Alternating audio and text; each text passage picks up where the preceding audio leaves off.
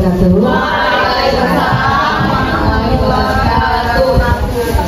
Baik, terima kasih. Sebelumnya terima kasih kepada Bapak Ibu Guru yang telah menyempatkan untuk hadir di sini dalam acara pengimbasan pembelajaran mendalam di ruang Kombel ya, di SD Negeri 1 50 Palembang.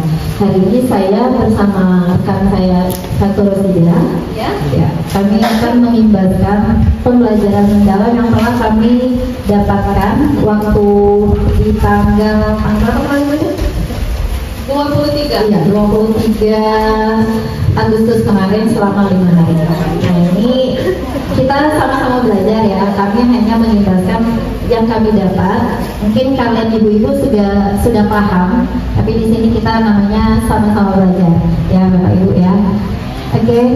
Terima kasih juga kepada Ibu Rahaya sama Sri Marlina yang sudah mewakili kepala sekolah ya, karena Bapak berkehalangan hadir, jadi kami mengucapkan terima kasih juga.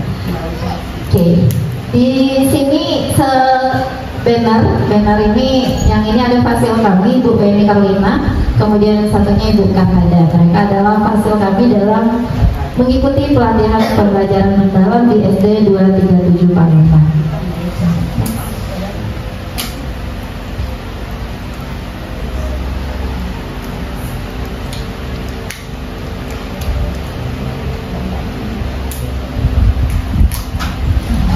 Sebelum kita memulai ya, sebelum kami menyampaikan materi, baiknya ini ada pernyataan, ada 10 pernyataan.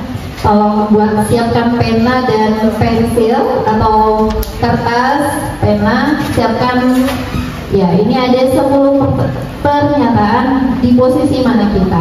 Tolong silakan dijawab sebelum kita memulai pelatihan. Ya. 10 pernyataan, silakan diisi. 10-10-nya. Iya.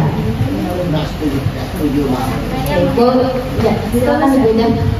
Di sini ada 10 pernyataan dan item pilihannya adalah setuju dan tidak setuju. Pernyataan pertama, saya memiliki kelemahan dalam melakukan beberapa hal. Ya, oke. Boleh ditulis saja, nanti ada ininya ya, ada 10 poinnya, ada refleksi. Yang kedua, tidak masalah bila saya gagal, sebab itu kesempatan untuk belajar. Saya setuju yang setuju. Karena kan kalau gagal pasti belajar lagi. Jika orang lain melakukan sesuatu yang lebih baik daripada saya, itu akan menyebabkan saya merasa rendah diri. Empat, ya, saya mencoba hal-hal yang baru meskipun hal ini memiliki resiko. Yang kelima, saya merasa sukses pada saat mampu menunjukkan kepada orang lain bahwa saya mahir dalam suatu bidang. Selanjutnya, Bu Desi. Yang keenam, ya, ketika orang lain sukses, saya merasa terinspirasi dan ingin melakukan hal yang sama. Setuju atau tidak? Kemudian yang ketujuh, saya senang saat mampu melakukan sesuatu yang tidak bisa dilakukan orang lain. Dan kedelapan, tingkat kecerdasan bisa diubah lewat belajar dan berlatih. Setuju atau tidak? Kemudian yang kesembilan, menurut pendapat saya, manusia dilahirkan dengan tingkat kecerdasan tertentu yang tidak bisa diubah lagi. Dan yang terakhir 10, kesulitan membuat saya ingin berusaha lebih keras lagi. Silakan kalian jawab 10 soal ini, setuju atau tidak. Kasih waktu 5 menit ya. Silakan duduk. Nomor 8 itu tingkat kecerdasan bisa diubah lewat belajar dan berlatih. Ya, nanti kita hitung. Jadi ada ganjil dan genap. Nanti ada kalau yang kebanyakan ganjil, kebanyakan genap. Nanti ada pola pikir kita. Poinnya nanti udah ganjil dan genap. Menurut pendapat saya, manusia dilahirkan dengan tingkat kecerdasan yang tidak bisa dibagi. Kalau laki-laki cerdas lebih pada nomor berapa itu? Tidak setuju. Nomor 10. kesulitan membuat saya ingin berusaha lebih keras lagi.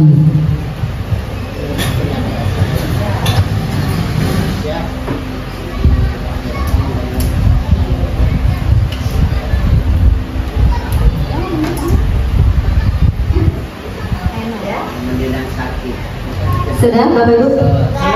Sudah ya? Oh baru dihitung, benar.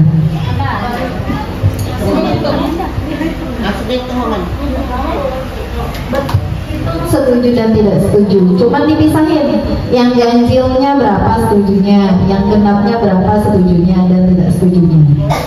Ya. Ini kan ada 1, 2, 3. Jadi yang ganjil dengan yang ganjil, kamu hitung ganjilnya berarti setujunya ada berapa. Kemudian yang genap itu setujunya ada berapa. Kemudian yang tidak setuju juga seperti itu untuk ganjil dan genap. Ganjil 1, 2. Kita beli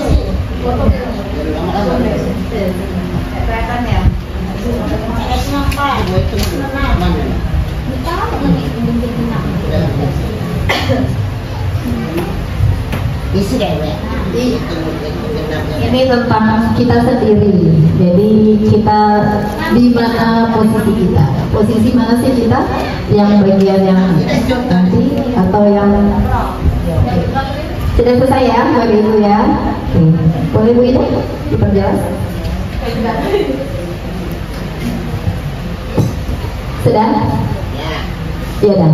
Di ini ada posisi di mana kita hitung tadi ada yang ganjil dan genap. Kita hitung yang ganjilnya banyakkan ganjil atau yang genap yang setuju. Yang genap atau yang genap? Genap. Semuanya rata-rata genap ya? Ya, rata-rata genap yang setuju. Ya, jadi saya memiliki komat dalam memakan beberapa hal, setuju tidak setuju. Ya, jadi ini kalau dia ganjilnya yang banyak setuju, berarti kita masih pola pikir tetap.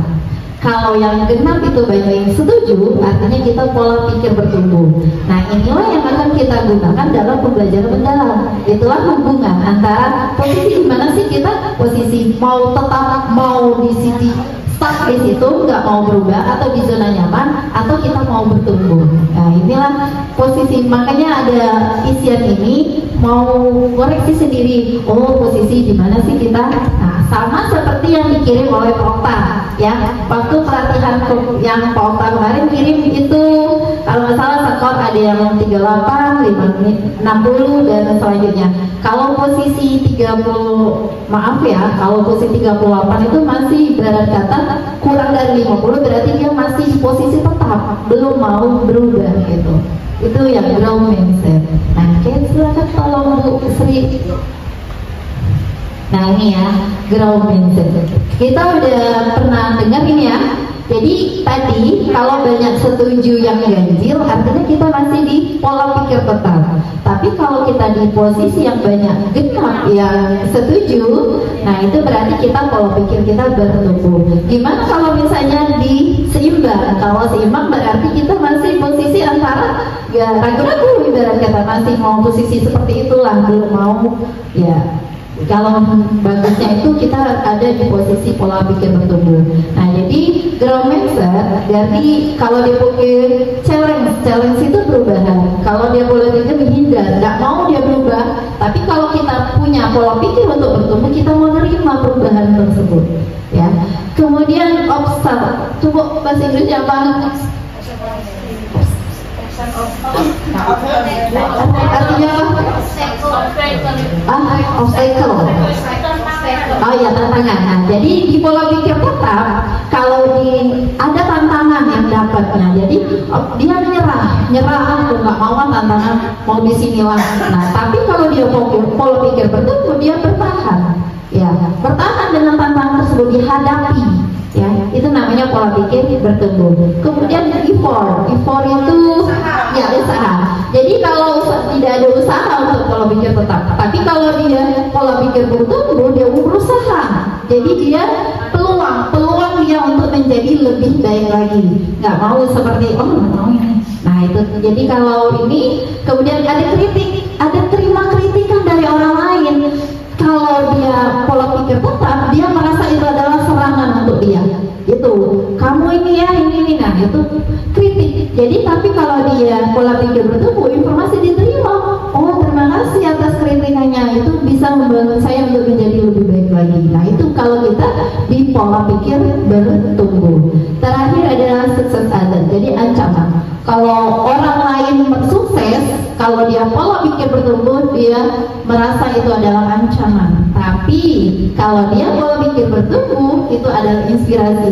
Dia bisa, aku juga harus bisa, ya. Itulah antara pola pikir tetap dan pola pikir bertumbuh. Ini growth mindset. Jadi kita sebagai guru, jadi kita harus ada di posisi pola pikir bertumbuh. Makanya nanti apa sih hubungannya ke kerangka pelajaran mendalam. Nah, jadi kita atur dulu mindset kita, pola pikir kita. Kita berada di mau tetap zona nyaman dengan tidak mau menghadapi namanya perubahan, atau kita mau menerima namanya perubahan. Gitu ya. Next, Bu Sri. Nah, ini ada, tahu ya ini siapa? Ya, ini adalah Profesor Abdul Mutui, Mendikbud RI, Menteri Pendidikan kita. Kalau orang berpikir dengan growth mindset, maka dia yakin masalah yang hanya sedikit itu jalan keluarnya banyak. Jadi karena itu jangan pernah menyerah, jangan pernah putus asa, yakinlah pasti ada semua jalan keluarnya. Ya, itulah pola konsep growth mindset. Jadi mulai sekarang ibu-ibu, mari kita ubah pola pikir kita menjadi growth mindset. Oke, next.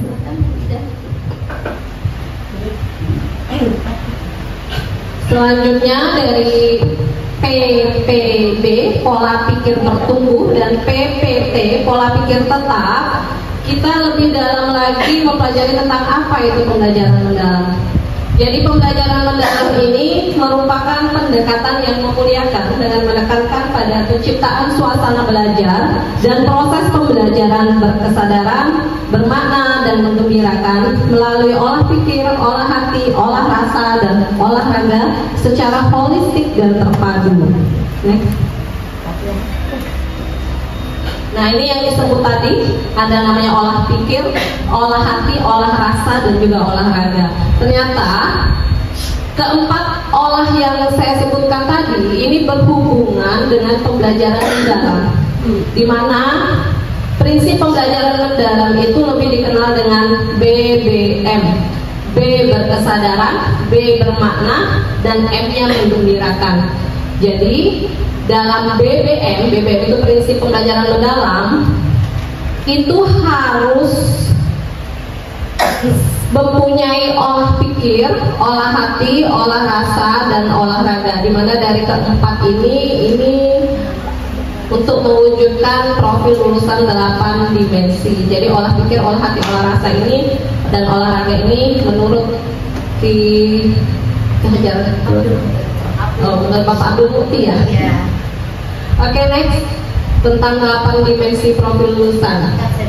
Oke. Dalam kerangka kerja pembelajaran 8-3-3-4. 8 ini adalah 8 dimensi profil lulusan. 3 ini prinsip pembelajaran yang BBM tadi. Lalu 3-nya lagi adalah pengalaman belajar. Next yang keempatnya ini adalah 4 kerangka pembelajaran. Oke, lanjut.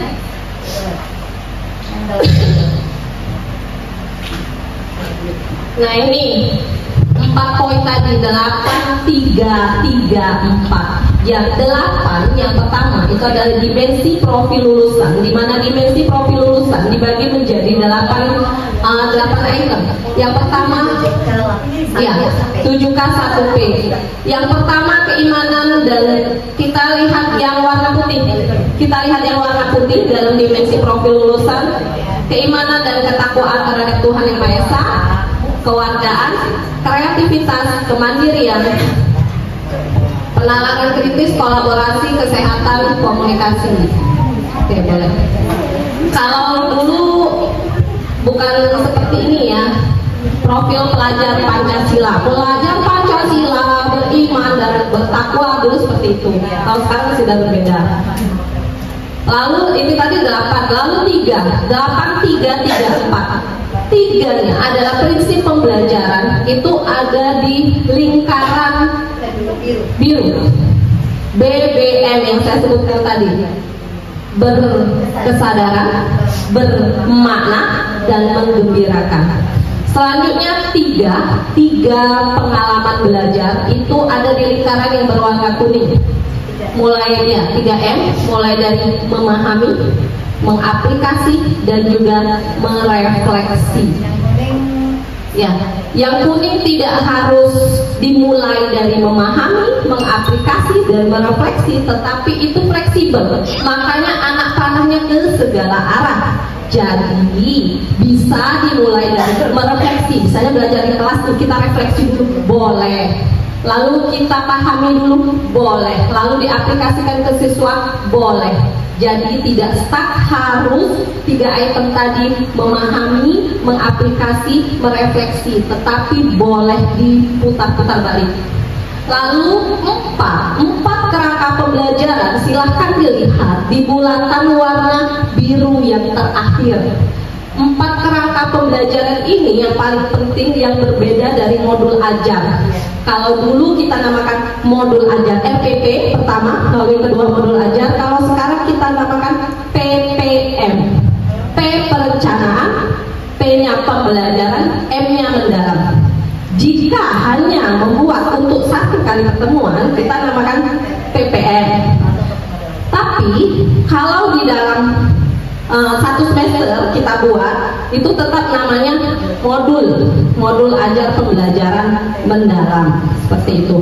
Jadi kerangka pembelajaran ada 4. Yang pertama itu adalah praktik pedagogis, lalu lingkungan pembelajaran, kemitraan pembelajaran, dan pemanfaatan digital.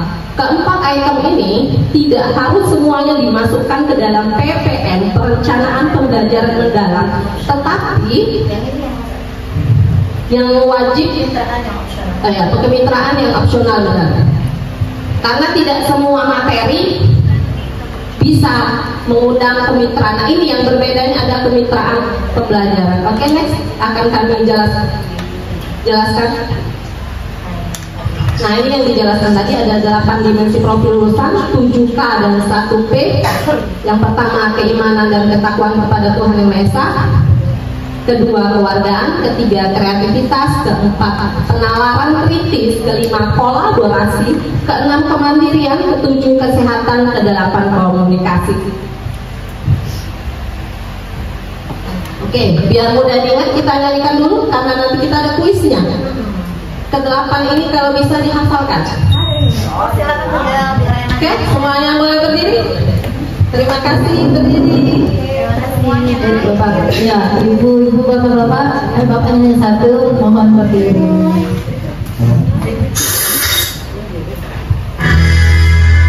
Mari kita kenali dalam mobil lulusan, terdapat keimanan dan penuh ketakwaan, kedua kewargaan, dan penalaran kritis, keempat aktivitas, kelima kolaborasi.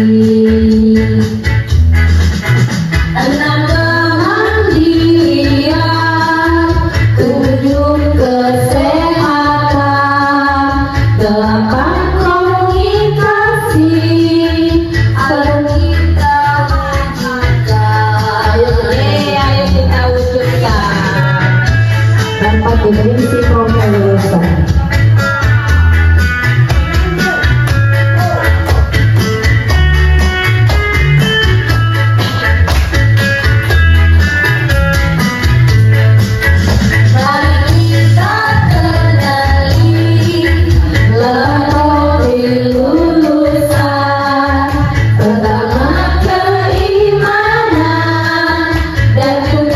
Ketakwaan,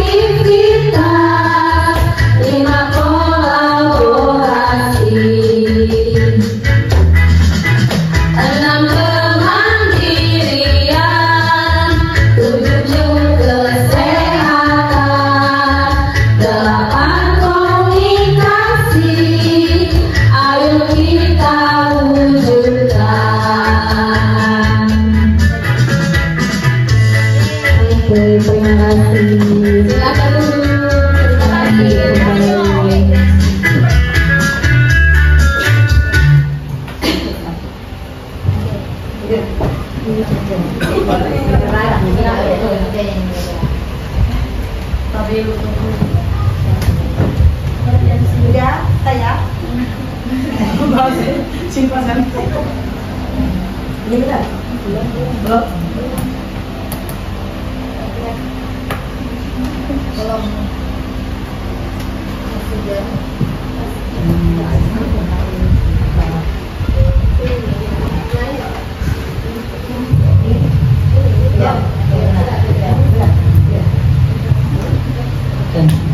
Oke, jadi sudah kita ini ya, ingat saja 8, 3, 3, 4. Jadi yang pertama tadi ada 8 profil dimensi lulusan. Itu keimanan ya, tadi sudah kita nyanyiin ya. Selanjutnya ini 3 prinsip pembelajaran. Kita ingat saja BBM, bukan bahan bakar minyak ya, tapi berkesadaran, bermakna dan menggembirakan. Nah, jadi bersadaran itu di sini disebutin bahwa kenyamanan peserta didik dalam pelajaran itu dipengaruhi fokus, kemudian konsentrasi, perhatian, kesadaran berpikir, keterbukaan terhadap perspektif baru dan keingintahuan terhadap pengetahuan serta pengalaman baru. Jadi kita sebelum mempelajari itu kita harus terapkan dulu untuk kesadaran anak itu, artinya kita siapkan dulu posisi anak. Sudah ini belum, sudah siap belum, sudah fokus belum. Nah, ini untuk kesadaran. Kemudian bermakna itu artinya pembelajaran yang kita lakukan itu sesuai dengan kontekstual nyata atau dalam kehidupan sehari-hari. Nah, maka di sini pengalaman belajar yang terkait dengan pengalaman sebelumnya itu bermanfaat dalam konteks baru, berhubungan dengan disiplin ilmu dan mendukung pembelajaran seumur hidup. Misalnya gini, nanti kita buat PPM nih yang misalnya IPAS. Nah, IPAS itu kita koreksi dulu di pembelajaran itu. Dia ada namanya disiplin ilmu lain nggak yang masuk di pembelajaran itu. Misalnya IPAS ada berhubungan, kita lagi buat misalnya poster. Oh, berarti poster itu kita berhubungan lintas disiplin ilmunya dengan seni budaya. Nah, jadi itu bermakna. Berarti pembelajaran kita itu bermakna kontekstual atau sesuai dengan kehidupan sehari-hari atau konteks yang nyata. Selanjutnya mengembirakan. Mengembirakan ini lingkungan pembelajaran yang interaktif, mencakup aktivitas yang menarik, memotivasi dan menginspirasi untuk mencapai keberhasilan belajar. Dan ingat ya, mengembirakan bukan berarti kita harus ada game terus, tidak ya. Ada ice breaking. Oh, kalau ada ice breaking baru mengembirakan tidak. Nah, jadi pada saat dia belajar, anak itu senang menerima pembelajaran, itu sudah masuk di mengembirakan. Jadi kita lihat lagi nanti di PPM. Oh, berarti mereka lihat, oh kalau mereka membuat prakarya, mereka senang. Nah, itu konsep dari mengembirakan. Ya, jadi mengembirakan tidak mesti harus games, tidak mesti harus ice breaking, tapi dalam konteks pembelajaran. Anak itu menerima, senang tidak dengan pembelajaran, makanya diajarkan refleksi. Sebelum pembelajaran kita tanya dulu anak tersebut, nak gimana perasaan hari ini? Boleh pada saat kita misalnya absen nih, tanya misalnya Fadia, bagaimana hari ini? Bu sedih. Nah, pas terakhir kita belajar, pembelajaran akhir pembelajaran, kita tanya anak tersebut di refleksi nanti, bagaimana perasaan hari ini? Senang Bu, saya hari ini belajar. Nah, jadi ada perubahan. Makanya prinsip pembelajaran ini harus berkesadaran, kemudian bermakna, itu sesuai dengan konteks sehari-hari dan mengembirakan. Ingat ya, mengembirakan tidak selalu dengan ice breaking atau dengan games. Oke Bu Sri. Nah, ini selanjutnya yaitu 3 pengalaman belajar. Ketiga tadi kan 8, 3, 3. Pengalaman belajar ini adalah, ini tadi konsepnya ya, pembelajaran mendalam. Kita ingat 3M. Jadi yang pertama ini bebas, kita mau mengaplikasi dulu atau memahami dulu baru merefleksi, atau refleksi tadi awal ya. Jadi kita melakukan refleksi awal, boleh. Jadi merefleksi ada di awal pembelajaran. Nah, jadi kalau di pendalaman pengetahuan itu mengaplikasi. Jadi kita aplikasikan pembelajaran kita itu ada di pembelajaran sama yang tadi saya jelaskan bahwa oh berarti di belajar kita ini menyangkut ke pembelajaran yang lain. Jadi lintas disiplin ilmu. Kemudian ke memahami, nah pengetahuan esensial, aplikatif, pengetahuan nilai dan karakter. Nah, jadi kita paham, anak tuh harus paham dengan konsep yang kita ajarkan. Kemudian yang terakhir refleksi. Refleksi boleh ya. Nanti kita buat PPM contoh, kami tunjukkan contoh PPM-nya di mana sih letak aplikasinya, di mana memahaminya, di mana merefleksinya. Next.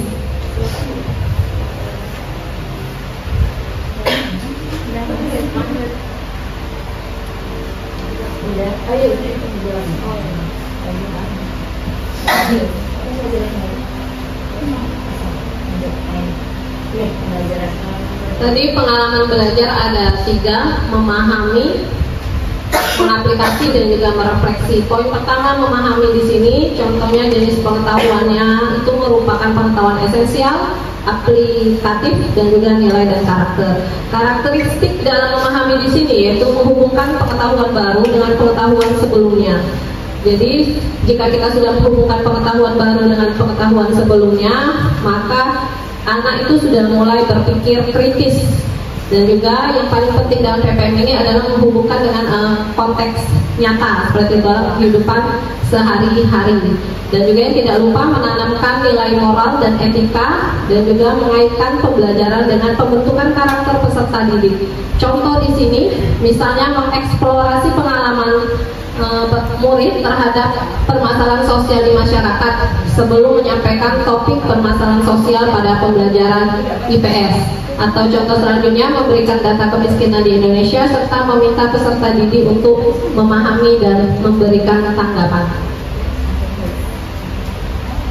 Yang kedua adalah mengaplikasi pendalaman pengetahuannya, yaitu dapat berupa memperluas atau mengembangkan pemahaman terhadap konsep dengan menghubungkan situasi baru, pengalaman lain, atau yang tadi Bu Desi sebutkan dalam bidang ilmu yang berbeda, di mana karakteristiknya di sini menghubungkan hampir sama dengan sebelumnya, menghubungkan konsep baru dengan pengetahuan sebelumnya, menerapkan pengetahuan ke dalam situasi nyata atau bidang lain. Nah, ini yang berbeda, yaitu menerapkan pengetahuan ke dalam situasi nyata atau bidang lain.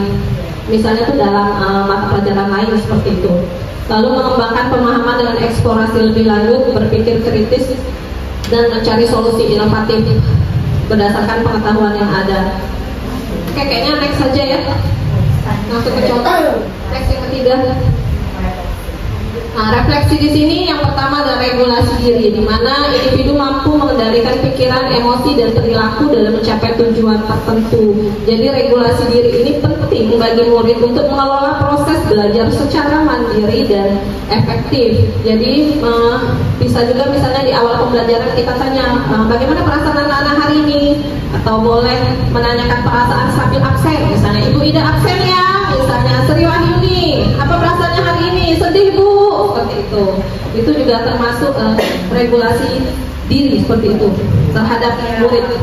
Lalu karakteristik di sini memotivasi diri sendiri untuk terus belajar. Bagaimana cara belajar, juga refleksi terhadap pencapaian tujuan pembelajaran, menerapkan strategi berpikir, dan juga mampu meregulasi emosi dalam pembelajaran. Oke, next.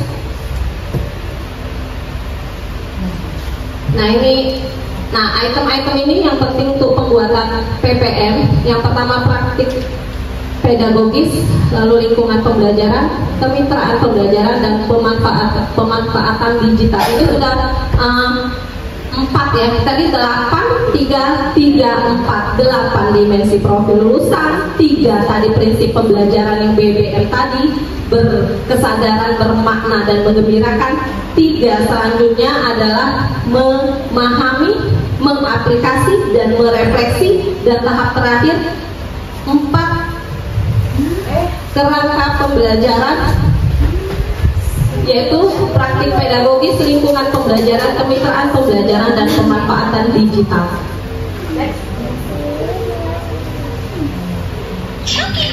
Oke, tadi udah dijelasin ya. Sekarang kita 4 kerangka pembelajaran. Jadi yang pertama itu praktik pedagogis.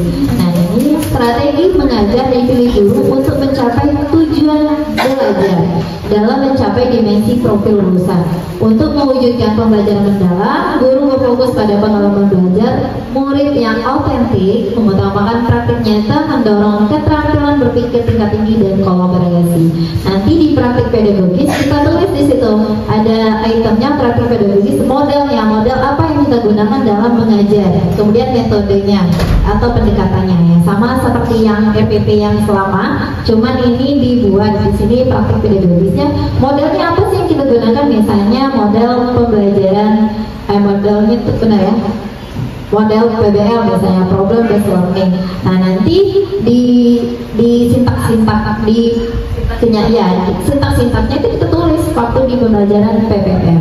Oke, lanjut yang kedua, kemitraan. Nah, kemitraan ini mempelajari membentuk hubungan dinamis antara guru, peserta didik, orang tua, komunitas, dan mitra profesional. Nah, kemitraan pembelajaran ini boleh opsional. Opsional maksudnya hari ini kita misalnya mengenai belajar memaham misalnya tentang apa ya, misalnya kita tentang apa ya, kesehatan. Kita mau berhubungan susah kan misalnya, atau mau diskusi dengan minta tolong ada berhubungan dengan puskes. Nah boleh nanti kita ini berarti kemitraan pembelajaran di situ kita buat pihak puskesmas misalnya.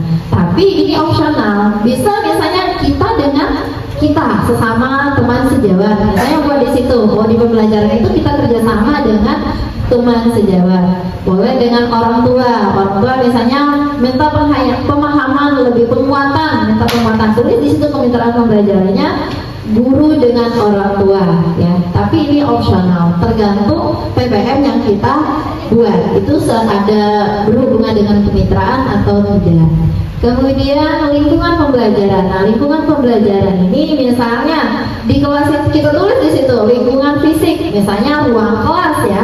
Boleh misalnya di situ lingkungan digital, nah ruangan digital.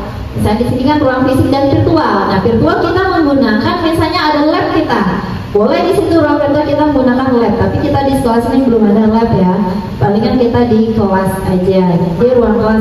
Boleh misalnya ada lagi kita berhubungan dengan perpus. Nah, artinya kita buat di lingkungan pembelajaran itu lingkungan fisiknya bisa di kelas. Kemudian boleh kalau misalnya kita mau lingkungan tulis aja di lingkungan sekolah di situ. Kemudian pemanfaatan digital. Nah ini ya kita tidak asing lagi. Kemudian pemanfaatan digital, kita pinjam proyektor kita banyak, boleh gunakan. Oh hari ini kita tulis di situ untuk PPM-nya, misalnya YouTube, kita link ada YouTube. Nanti dibuat di situ linknya. Pemanfaatan digital menggunakan video pembelajaran link kita. Di PPM itu dibuat linknya, jangan ada dibuat. Selama ini kan kalau kita buat-buat aja tapi tidak dibuat linknya. Nah jadi di PPM nanti kalau kita menggunakan namanya pemanfaatan digital, kita buat linknya ya. Next tolong. Nah ini transformasi peran guru dalam ekosistem pembelajaran mandiri. Nah kalau dulu guru itu ada di bawah, kemudian kepala sekolah, pemerintah daerah, kemudian pemerintah pusat. Nah sekarang kita di pembelajaran PPM itu yang di bawah adalah pemerintah pusat, kemudian pemerintah daerah, kepala sekolah dan guru. Jadi guru itu yang paling di ya berperan penting dalam untuk pembelajaran di dalam kelas atau di sekolah. Jadi itu peran kita guru. Guru itu sebagai aktivator, guru itu sebagai kolaborator, dan guru itu sebagai pengembang budaya belajar. Ingat ya, kembali lagi kita itu adalah di posisi pertama di ekosistem pembelajaran mendalam. Ya, oke, next.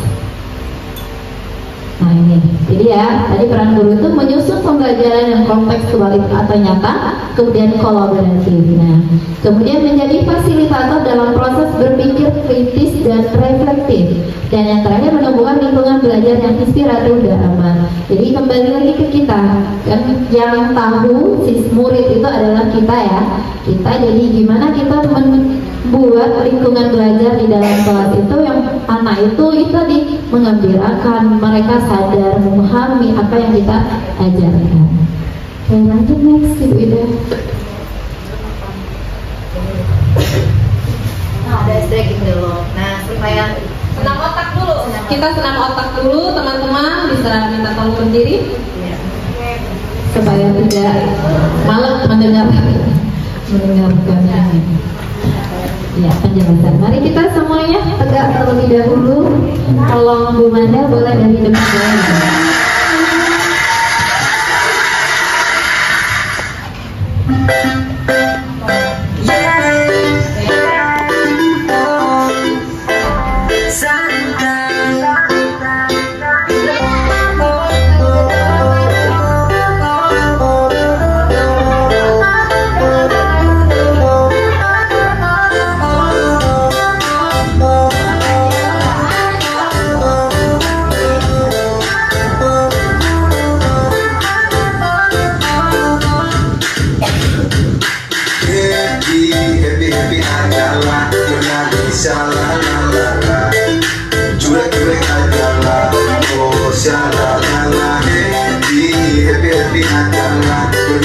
Sha-la-la-la-la, cuek-cuek aja lah. Oh, sha-la-la-la. Santai, ku tetap santai, nikmati hidup, tanganku melambai-lambai. Bukan ku lebay, tapi lebih asik santai, di pantai santai. Ku tetap santai, nikmati hidup, tanganku melambai-lambai. Bukan ku lebay, tapi lebih asik santai, di pantai.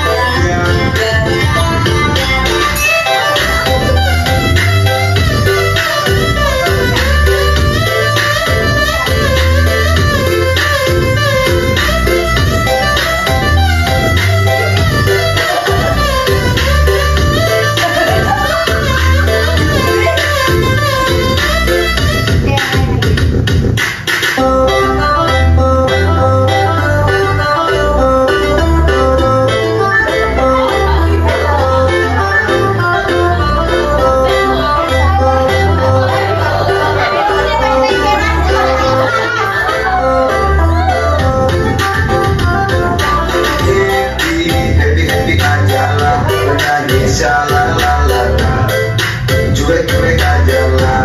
Oh, sha-la-la-la, happy aja lah. Bernyanyi sha-la-la-la-la, cuek-cuek aja lah. Oh, sha-la-la-la-la. Santai bukan aku lebay, happy di pantai kita santai-santai lihat jendela baik. Kamu sebut baik kalau ada yang mana, I'm sorry sebut baik. Ukur barang teman cari pengalaman sama teman-teman sambil makan goreng baik berhasil kasihkan sama teman teman cari lawan kontrolis nampuan.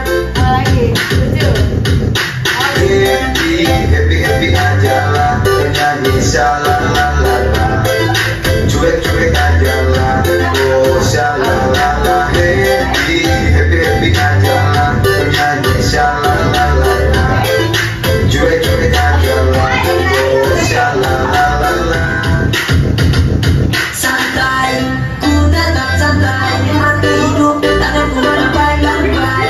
Bukan ku lebay, tapi lebih asik santai di pantai santai. Ku tetap santai, nikmati hidup, tanganku melambai-lambai. Bukan ku lebay, tapi lebih asik santai di pantai.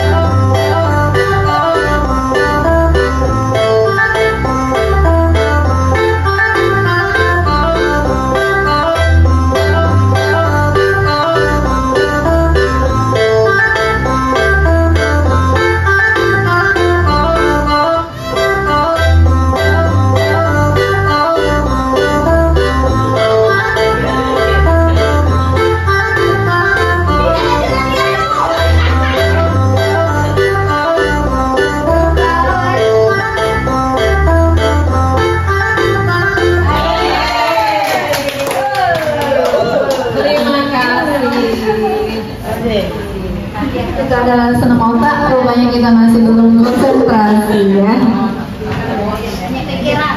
Belajar. Keseimbangan.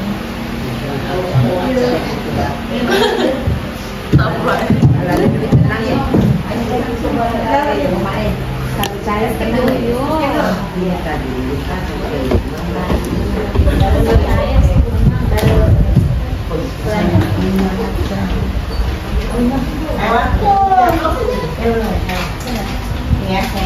Nah, ini 4 item penting yang mau dituliskan di perencanaan pembelajaran mendalam. Yang pertama, identifikasi Identifikasi itu terdiri dari mengidentifikasi kesiapan murid, memahami karakteristik materi pelajaran, dan yang ketiga yang penting itu menentukan dimensi profil lulusan. Jadi kita membuat PPM 8 dimensi profil lulusan itu boleh dimasukkan semua, boleh juga tidak, disesuaikan dengan materi yang akan kita ajarkan di hari itu, seperti itu. Jadi tidak selalu 8 dimensi profil lulusan itu harus dituliskan di dalam PPM. Lalu yang kedua, desain pembelajaran. Nah, di dalam desain pembelajaran itu adalah menentukan tujuan pembelajaran dan juga menentukan kerangka pembelajaran. Kerangka pembelajaran tadi yang 4 tadi, praktik pedagogis, kemitraan pembelajaran, lingkungan pembelajaran, dan juga pemanfaatan digital. Lalu di sini juga di desain pembelajaran ini juga kita bisa menuliskan kita menggunakan model pembelajaran apa di item kedua ini. Lalu item yang ketiga, pengalaman belajar. Pengalaman belajar di sini itu meliputi 2 poin penting, yaitu merancang pembelajaran dengan prinsip BBM tadi, berkesadaran, bermakna, dan juga menggembirakan, dan juga mendeskripsikan pengalaman belajar yang memahami, mengaplikasi, dan merefleksi. Jadi pengalaman belajar ini kalau di dalam modul ajar atau PPM itu adalah bagaimana langkah-langkah pembelajaran kita. Kalau kita misalnya menggunakan PBL, problem based learning, berarti menggunakan 5 sintaks. Nah, di sini langkah-langkah pembelajaran mulai dari kegiatan awal sampai ke kegiatan penutup, seperti itu. Dan yang terakhir adalah penilaian atau asesmen. Asesmen ini agak berbeda, nanti akan dikupas juga. Kalau asesmen dulu ada namanya diagnostik, maka sekarang hanya berubah nama saja. Asesmen ada 3 poin di sini, ada asesmen pada awal pembelajaran, pada proses pembelajaran, dan juga pada akhir pembelajaran. Ada 3 prinsip asesmen, yaitu berkeadilan, objektif, dan juga edukatif. Oke, next saja. Nah, ini yang saya bilang berbeda. Kalau dulu ada penilaian diagnostik, ada lagi apa? Kalau di sini diagnostiknya itu disebut dengan assessment as learning, pakai bahasa Inggris ya. Ada 3, assessment as learning, assessment for learning, dan assessment of learning. Jadi asesmen atau penilaian itu ada 2, penilaian formatif dan juga penilaian sumatif. Penilaian formatif dibagi lagi menjadi 2, yaitu assessment as learning, yaitu untuk refleksi diri murid dan refleksi proses pembelajaran.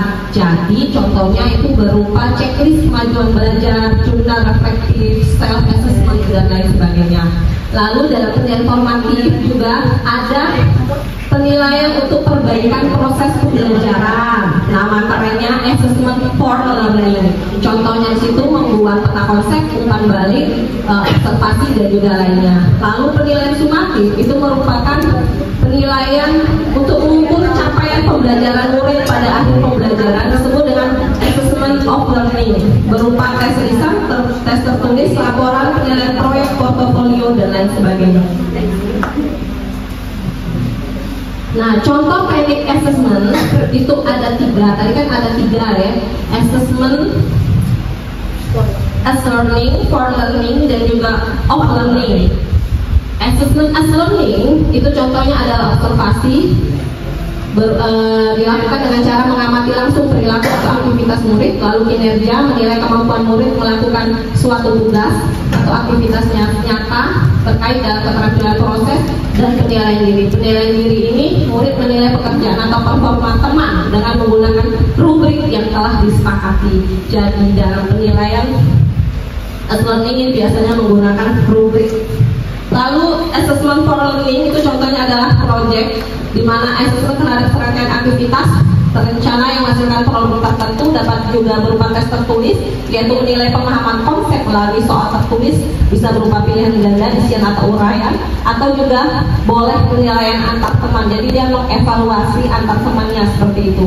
Lalu yang tahapan terakhir adalah assessment of learning. Assessment of learning sumatif tadi, yaitu menilai pemahaman murid secara langsung melalui komunikasi verbal, penugasan. Komunikasi verbal berarti berupa omongan ya, lalu penugasan yaitu baik itu individu atau kelompok, portofolio yaitu berupa kumpulan dokumen atau karya murid yang menunjukkan perkembangan belajar dalam kurun waktu tertentu. Teknik assessment dapat dilakukan secara berbeda di jenjang tertentu sesuai dengan karakteristik dan tujuan pembelajarannya. Nah, ini dalam membuat tujuan pembelajaran, kalau selama ini kita hanya mengenal taksonomi Bloom, assessment kita mengenal taksonomi Bloom ya, selama ini ternyata ada juga yang namanya taksonomi Solo. Nah, di sini ada beberapa poin-poin penting, yaitu kalau taksonomi Bloom itu mencipta, mengevaluasi, taksonomi Solo berpikir abstrak dan yang lebih mendalam. Jadi dalam implementasi pengalaman belajar pembelajaran mendalam itu refleksi. Jadi dimulai dari bawah dulu ya, memahami. Saya langsung ke yang kuning ya, memahami, mengaplikasi dan juga merefleksi. Seperti itu. Oke, next. Tambahin sedikit ya.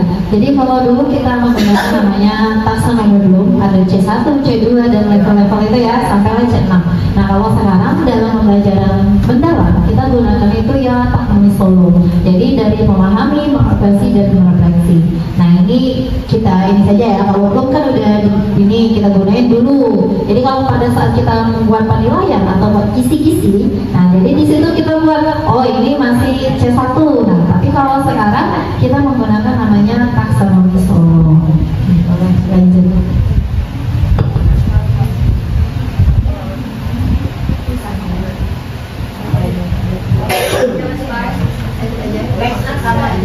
Ini contoh-contohnya. Ini yang tadi untuk kognitif. Itu tadi contoh contohnya ya. Tadi untuk kognitif, nah ini kognitif. Kemudian yang di selanjutnya itu, nah ini. Nah ini contoh pada saat ranah afektif dan psikomotor.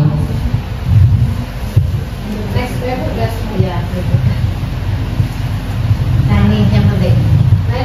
Ini poin pentingnya proses penyusunan perencanaan pembelajaran. Yang pertama itu menganalisis capaian pembelajaran. Setelah dianalisis, lalu kita menyusun tujuan pembelajaran, lalu merencanakan pembelajaran dan asesmen.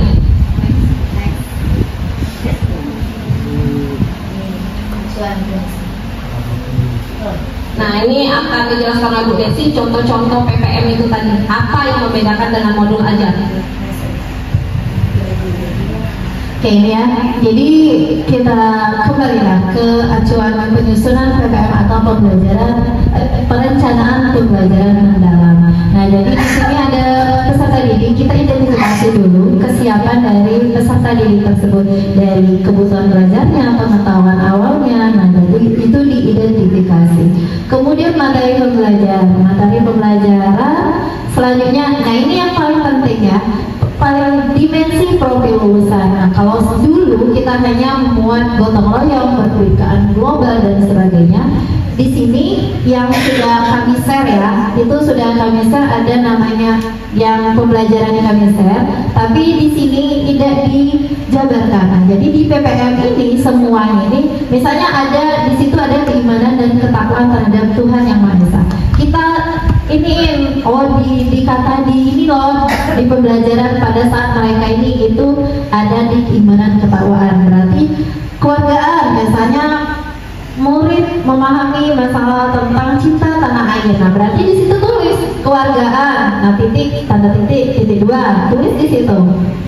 Artinya pada saat pembuatan PPM dimensi profil lulusan ini harus kita jabarkan, tidak hanya dicentang-centang saja. Kalau dulu hanya centang dibuat saja kan, gotong royong, berpendidikan global, keimanan. Nah tapi kalau sekarang ini dibuat dan dijabarkan, ya itu yang penting. Nah, artinya ini harus tidak mesti ini sesuaikan saja. Misalnya materi itu hanya ada keimanan, kreativitas mereka misalnya membuat prakarya, artinya dia masuk kreativitas kan penilaian.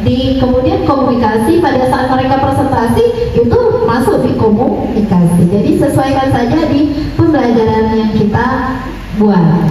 Kemudian capaian pembelajaran, nah capaian ini sudah ada ya, sudah masuk ini. Bukan, nah ini lintas disiplin ilmu opsional. Opsional di sini gini, sesuaikan dengan materi. Kita misalnya materi apa yang kita ambil, dia berhubungan dengan bahasa Indonesia. Dan tadi kan kok IPAS misalnya. Kalau kamu misalnya belajar IPAS nih, pada saat belajar IPAS di situ misalnya presentasi. Nah itu masuk lintas disiplin ilmunya bahasa Indonesia, karena pada saat mengkomunikasikan berarti di situ masuk bahasa Indonesia.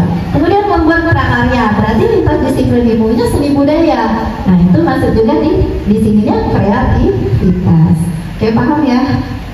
Oke ya. Lanjut ke tujuan pembelajaran, ini bisa kita lihat. Ada contoh nanti topik pembelajaran. Nah di sini yang kata kami tadi praktik pedagogis ini kita buatlah dulu modelnya, metode yang kita gunakan, atau misalnya PBL, apa inquiry atau PJBL. Nah ya. Kemudian kemitraan. Nah, kemitraan ini opsional yang kata kami tadi. Jadi ini boleh dibuat ada atau tidak ya. Misalnya kita hari ini belajarnya, kemitraan belajarnya hanya dengan rekan sejawat, buat saja di situ teman rekan sejawat, atau kita berhubungan dengan, kita mau mitra berhubungan dengan orang tua, berarti di situ buat opsional orang tua, buat dalam kurung penguatan dalam pelaksanaan tugas rumah misalnya gitu. Kemudian lingkungan belajar. Nah tadi sudah kami kilas ya, sudah bahas sebentar. Tadi ada lingkungan fisik dan lingkungan virtual. Fisik itu ya di dalam kelas, ada apa di situ. Kalau lingkungan virtual kita gunakan misalnya video pembelajaran ya. Tulis aja di situ apa-apa yang kita gunakan itu untuk lingkungan. Kemudian pemanfaatan digital. Nah ini yang kata kami tadi, pemanfaatan digital misalnya video pembelajaran atau platform yang kita gunakan, boleh perpustakaan digital, boleh forum diskusi, atau misalnya kita mau kuis atau evaluasi gunakan Word. Jadi tulis aja di situ pemanfaatan digital, misalnya video pembelajaran, link HTTP kemudian menggunakan pada saat evaluasi menggunakan Word misalnya, tulis aja linknya di situ. Ya, jadi di pemanfaatan digital link yang kita gunakan itu harus ditulis ya. Sama kayak ini tadi, ingat yang penting itu dimensi ini harus dijabarkan, kemudian pemanfaatan juga kita harus buat linknya. Boleh Bu? Oke. Nah ini langkah-langkah pembelajaran. Pertama ya seperti biasa, ada awal, ada inti, dan juga ada penutup. Nah kalau di awal itu tentu saja ada persepsi, memberikan motivasi, pertanyaan tematik dan lain sebagainya. Dan kalau di inti itu pertama juga kita kan menggunakan PBL, misalnya rata-rata yang piloting menggunakan PBL ya. Nah PBL itu dimasukkan di situ, dan di dalam kegiatan PBL itu harus ada 3M tadi, memahami, mengaplikasi, dan juga merefleksi. Nah seperti biasa penutupnya itu harus berdasarkan prinsip PM, yaitu BBM, dan kesadaran bermakna dan juga menggembirakan. Lalu tahap terakhir ada asesmen tadi, yaitu asesmen as learning, for learning ya, dan juga akhirnya bahasa Inggris kan gitu. Next. Ayo kita coba di UBD.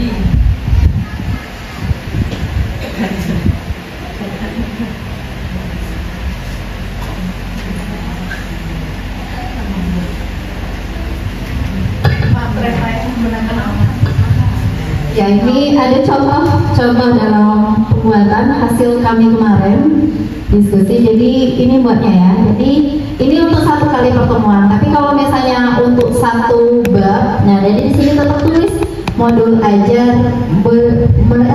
ajar dengan ya perencanaan pembelajaran mendalamnya. Jadi tapi kalau misalnya 1 kali pertemuan mempunyai buat seperti ini, perencanaan pembelajaran mendalam atau PPM. Nah di sini yang pertama tadi kembali ke identitas modul. Nah tulis saja nama penyusun, satuan, sama ya, tahun ajaran, mata pelajarannya, kelas dan fase, kemudian bab topik. Boleh babnya bab 1, boleh topik misalnya topik A, yang A apa misalnya. Kemudian alokasi waktu, karena ini 1 kali pertemuan makanya dibuat 2 kali 35 menit atau 70 menit ya. Kemudian ke bawah tolong Bu Sri. Nah ini identifikasi murid. Jadi pengetahuan awal. Awalnya kita lihat dulu kondisi anaknya, ini pengetahuan awalnya, minatnya, mereka ini kebutuhan belajarnya. Jadi kita deskripsikan tentang pengetahuan awal, minat dan kebutuhan belajar. Tolong ke bawah Bu Sri. Ya, ini materi. Nah, ini yang kata kami tadi. Jadi di sini dimensi profil lulusan ini harus dijabarkan, elemen yang dikembangkan. Misalnya beriman dan bertakwa kepada Tuhan Yang Maha Esa. Dia mensyukuri karunia Tuhan. Ini pembelajaran kelas 4 ya. IPAS kelas 4 karena berupa energi sebagai sumber kehidupan di bumi. Nah, itu harus dijabarkan elemen yang termasuk. Oh, ini berarti dia masuk di elemen keimanan dan ketakwaan. Ini salah ya, kita harusnya keimanan dan ketakwaan. Maaf. Kemudian kolaborasi. Nah, kolaborasi bekerja sama secara efektif. Nah, itu ini. Oh, berarti waktu mereka diskusi kelompok, waktu dia kerjasama itu masuk di kolaborasi. Dan terakhir penalaran kritis. Nah, jadi sesuaikan dengan materi yang akan kita atau sintaks-sintaks yang kita buat itu. Oh, di sini ada penalaran kritis. Boleh juga komunikasi pada saat mereka anak atau murid tadi presentasi. Nah, itu masuk di komunikasi.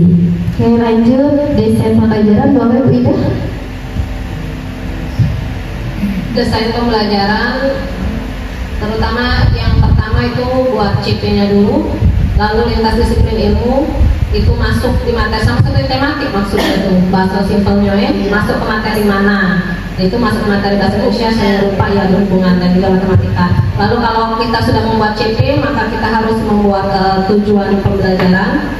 Selanjutnya ada praktik pedagogis. Praktik pedagogis di sini yaitu di sini menggunakan model pembelajaran PBL. Oke, lanjut.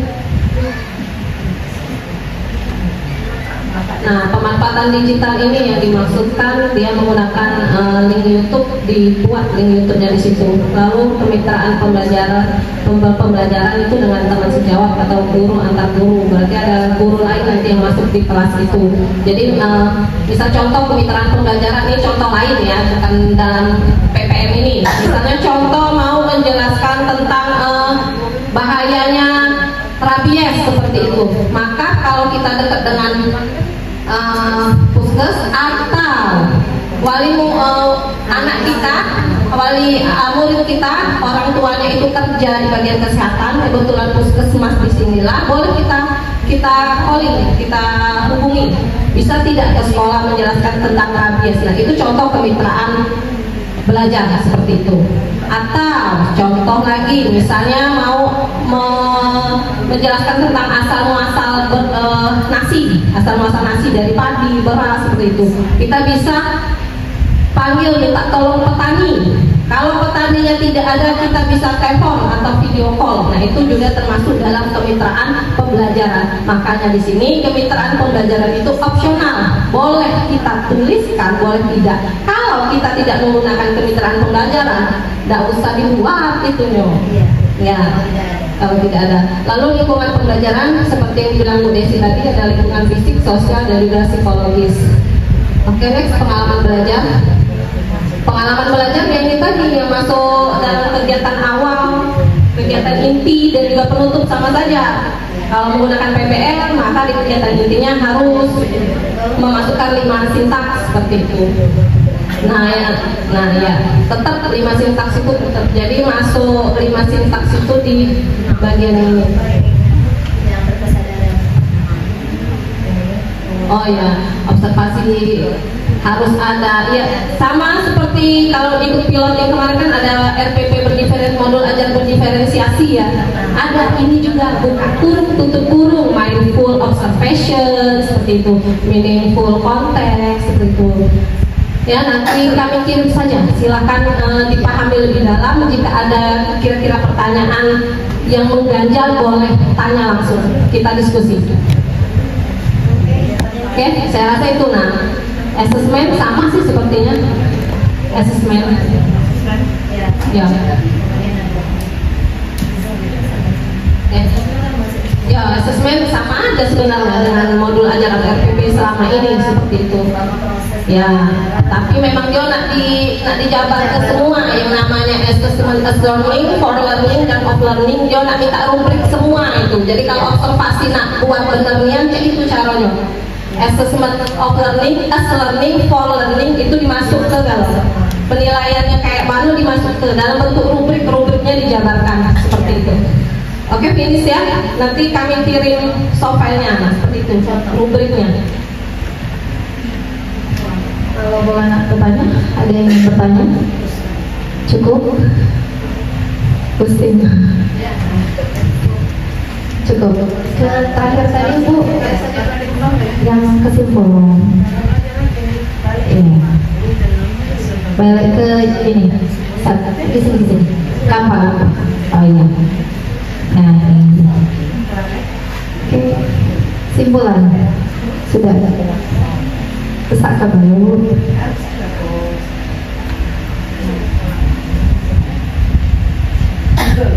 Nah ini ya. Jadi kesimpulan dari pembelajaran mendalam atau deep learning bukanlah sebuah kurikulum, melainkan sebuah pendekatan pembelajaran yang berfokus pada pemahaman konsep secara mendalam dan menyeluruh. Dan pembelajaran mendalam sama hanya dengan pendekatan yang sering kita lakukan, misalnya berdiferensiasi, CRT, UBD, TOR. Nah, singkatnya kurikulum itu adalah apa yang diajarkan, misalnya matematika, sains, dan sejarah. Sedangkan pembelajaran mendalam adalah bagaimana konten tersebut diajarkan agar menghasilkan pemahaman yang lebih dalam dan tahan lama. Ya, tuh. Ida mau menambahkan? Cukup. Kita langsung ke refleksi aja ya. Oh ya, refleksi saja. Oh ya, ada refleksi. Kami ada sedikit apa namanya itu? Ya, surprise ya. Jangan lihat ininya, jangan lihat harganya. Lihat serunya. Iya, lihat serunya. Tunggu ya.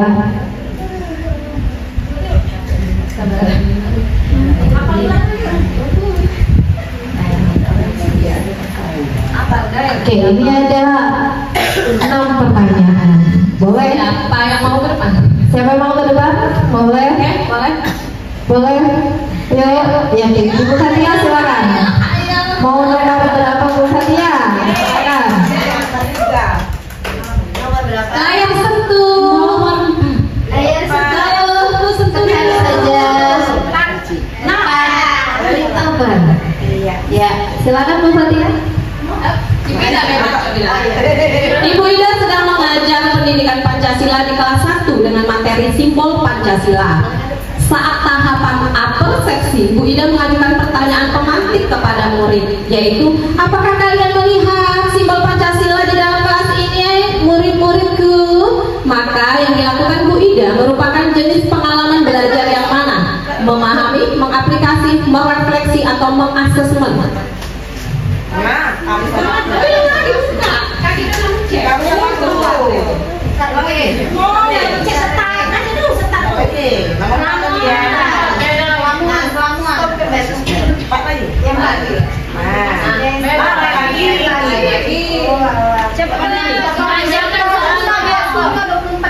Waktunya cepat. Aslinya pembelajaran Yang mana coba ayo. Asesmen pembelajaran mendalam meliputi penilaian. Silakan dicek.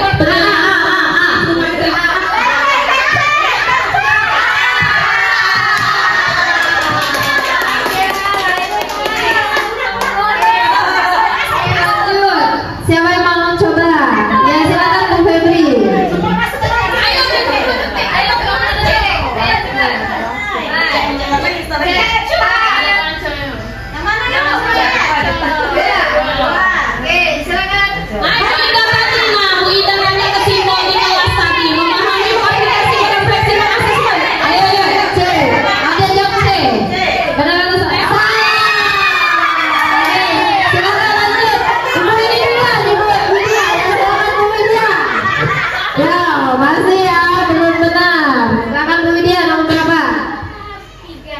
Tiga, ayo.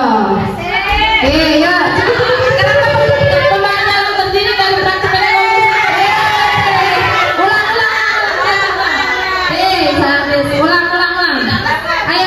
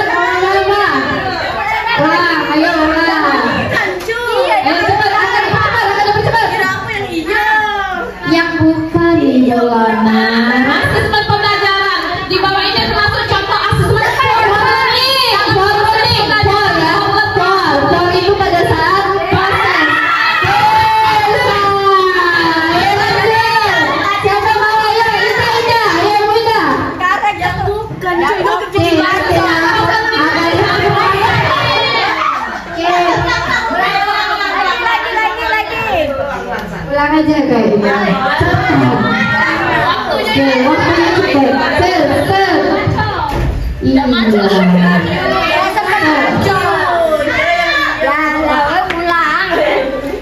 Ayah, langkah yang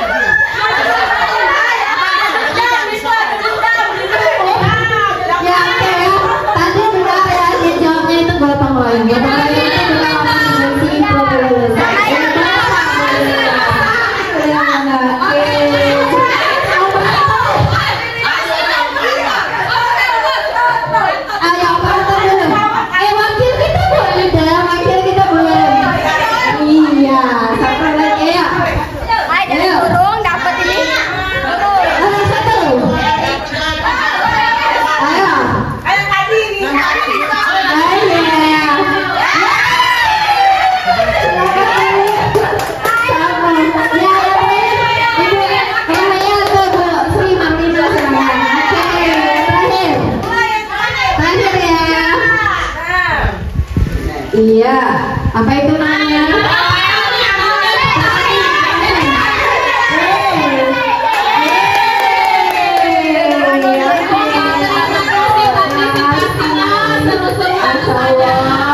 Luar biasa.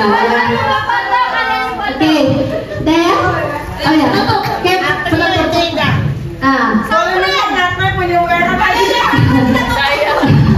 sebelum ditutup tadi kita mengingatkan kembali bahwa untuk rangka pembelajaran mendalam itu ingat saja 8, 3, 3, 4. 8 itu 8 profil lulusan, kemudian 3-nya prinsip pembelajaran, kemudian 3 pengalaman pembelajaran, dan 4 kerangka pembelajaran mendalam. Ingat aja itu ya. Oke, nanti kita sharing-sharing lagi, diskusi lagi pada kesempatan yang lain.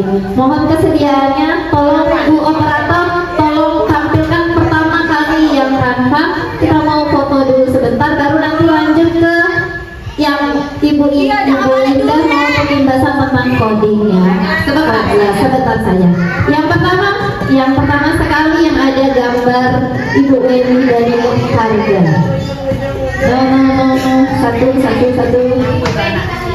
Ya, Ibu Weni Karina dan Bu Kahada. Kahada ya? Ya, Kahada.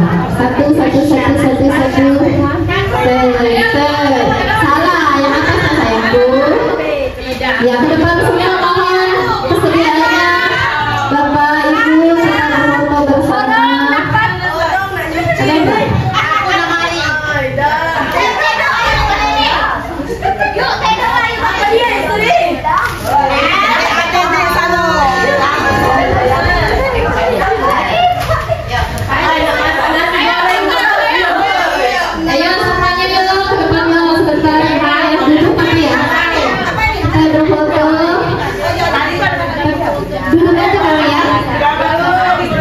Yang selanjutnya kita diskusi di lain hari ya. Oke, kami akhiri. Saya Desi Uliani dan rekan saya. Saya Ibu Ida, terima kasih. Wabillahi taufiq wal hidayah. Wassalamualaikum warahmatullahi wabarakatuh.